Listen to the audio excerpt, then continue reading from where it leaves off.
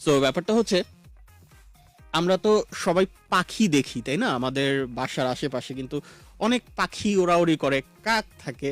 মানে কাক বলতে তো এখন পাখিই বুঝি আমরা, কাক তো একটা পাখি, সবচেয়ে বেশি কাকটাকেই দেখি আমরা। তো একটা জিনিস একটু খেয়াল করে দেখো, সেটা হচ্ছে যে একটা পাখি কখনো কিন্তু ওই যেই ডালে বসে থাকে সেই ডালের উপরে কিন্তু কখনো ডিপেন্ড করে না।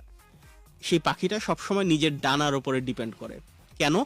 বিকজ অফ সেই ডানার উপরে যদি ডিপেন্ড না করে, তাহলে যেটা হবে, তার যেই গাছের ডালটা আছে সেটা যে কোনো সময় ভেঙে যেতে পারে, কিংবা ঝড় এসে কিন্তু সেই বাড়িটা নষ্ট হয়ে যেতে পারে, বাড়িটা ডিস্ট্রয় হয়ে যেতে পারে।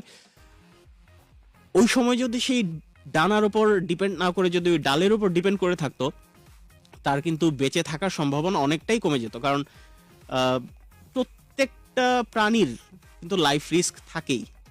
তো কেউ যদি এখন এরকম চিন্তা করে যে হ্যাঁ আমি এটার উপর ডিপেন্ড করে থাকি তাহলে হচ্ছে আমি বেঁচে যাব, না, এটা একদমই করা যাবে না। সো একটা ছোট্ট পাখি যদি এই কাজটা করতে পারে, নিজের উপর নিজে ডিপেন্ডেবল থাকতে পারে, নিজের ডানার উপরে ডিপেন্ডেবল থাকতে পারে, কারণ সে জানে যে তার পায়ের নিচে যে ডালটা আছে সেই ডালটা যদি ভেঙে যায় বা পড়েও যায়, সে তার ডানা দিয়ে উড়ে চলে যেতে পারবে অন্য একটা জায়গায়, বা অন্য জায়গায় সার্ভাইভ করার মতো অ্যাবিলিটি তার আছে, সেই জন্য সে ওই জায়গা থেকে উড়াল দেয়।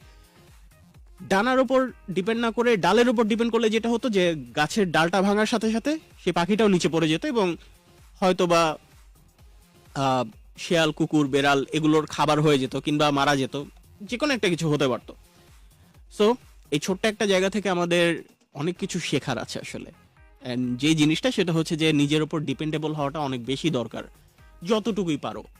অল্প অল্প করেও যদি হয়, বাট নিজের উপর ডিপেন্ডেবল থাকো, এটা দরকার আছে।